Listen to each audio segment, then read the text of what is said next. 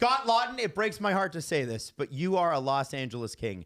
I got to tell you, from a personal standpoint, Scott Laughton is my favorite Leaf in a very, very long time.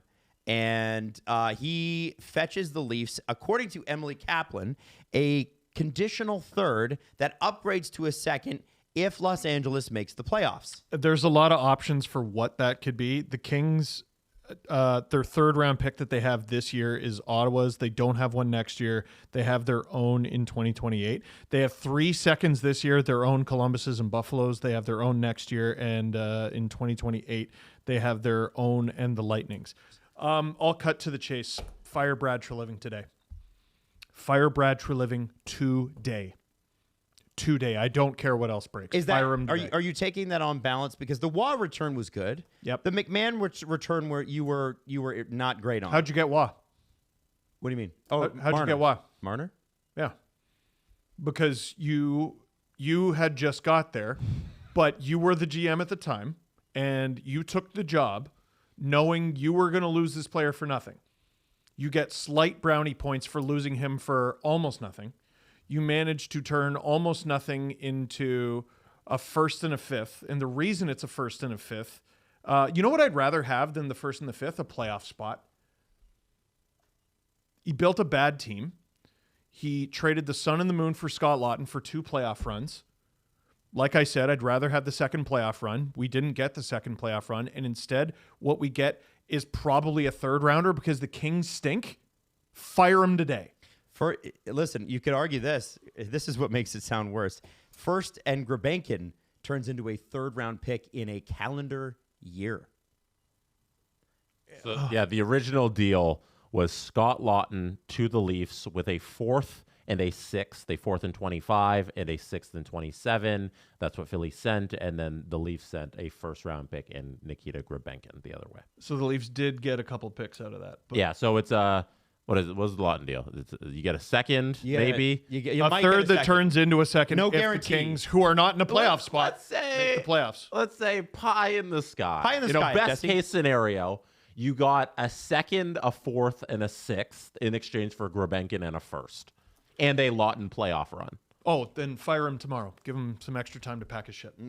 You're disappointed. I'm so disappointed. Yeah. I'm so disappointed. Scott Laughton really bad job. should fetch you a first-round pick, and Brad Treliving didn't get that because he kept banging his head against the wall and believing that this Leafs team was a good team and a playoff team, and he waited way too late, and now he got his lunch money taken. How'd you get a first and a fifth for Nick Waugh, and you got a conditional third for a guy who makes half the money? And I would argue... And I know Waugh has the extra year. On a playoff team where Scott Laughton can be your masterful penalty killer, he might be more valuable than Nick Waugh.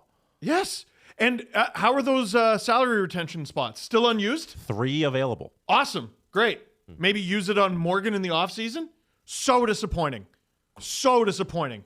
Now, what a terrible job. For Los Angeles, I have to have a look at their penalty kill numbers. But this is an interesting pickup because they sold Corey Perry earlier today for a second-round pick, which I'm sure makes you feel great. That's always good when a 40-year-old... Oh, my God. Oh, yeah. I mean, they sold a 40-year-old for a second-round pick. Dude, Michael McCarron! Michael Oh, McCarron. I'd fire him today. The Kings fire him swapped, essentially, Perry for Laughton. I'd fire him today. Oh, my God. Oh, my holy Lord. Lord above in heaven. Los Angeles has they have the 28th best.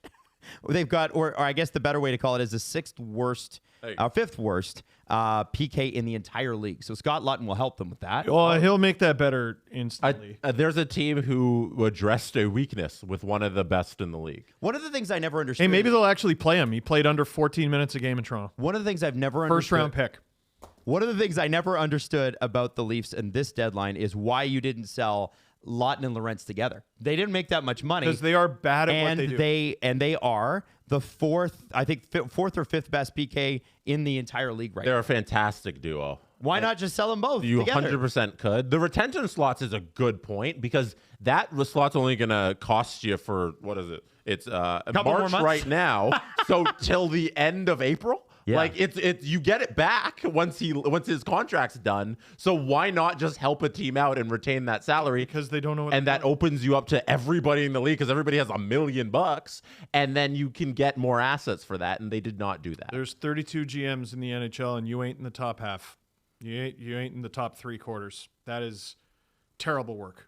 Wow. I'm so disappointed. Yeah, it sounds like the market fell out from under them at the last minute, and they had to rush it. Like, let's just call it what it is. That seems to be what it is for the Toronto Maple Leafs. That'd be crazy if we called that weeks ago. It's you got to get your homework done early. This is what happens, and this has been. Don't we always call it? This is what happened when one of the things that's followed Brad Treliving around his entire career, but has become more and more evident in Toronto is he is overanalyst.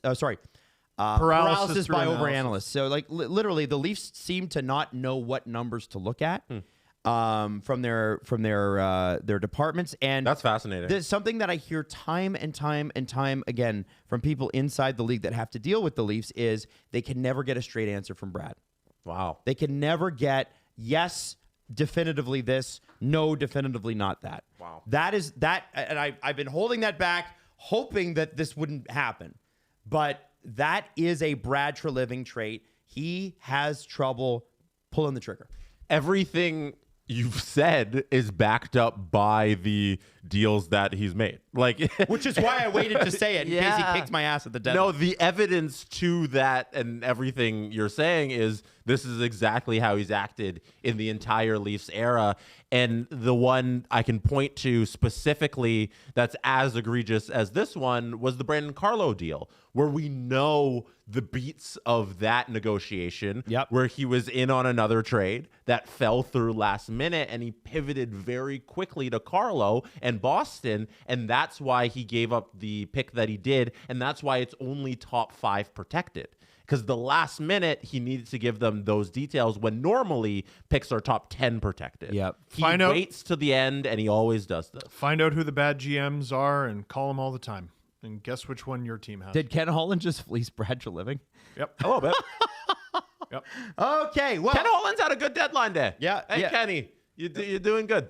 Yeah, Ken Holland, not so bad. Eh? Not bad at all. Corey Perry was good. Yeah. This is good. Well done. All right. Hey, we're giving Ken Holland his flowers here.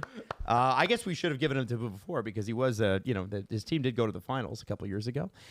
Anyway, long story short, the SDPN trade deadline coverage will continue. You hold back because we still got a live stream in about an hour, and that's going to be at 5 o'clock on the SDPN YouTube channel. And yeah, we'll be breaking this all down. We need some time to think and fester in Steve's case, and we will come back with our live stream breaking it all down for you at 5 o'clock. We'll see you then. Hey, did you like the thing you just watched? Was it hilarious? Was it informative? Was it me losing my mind?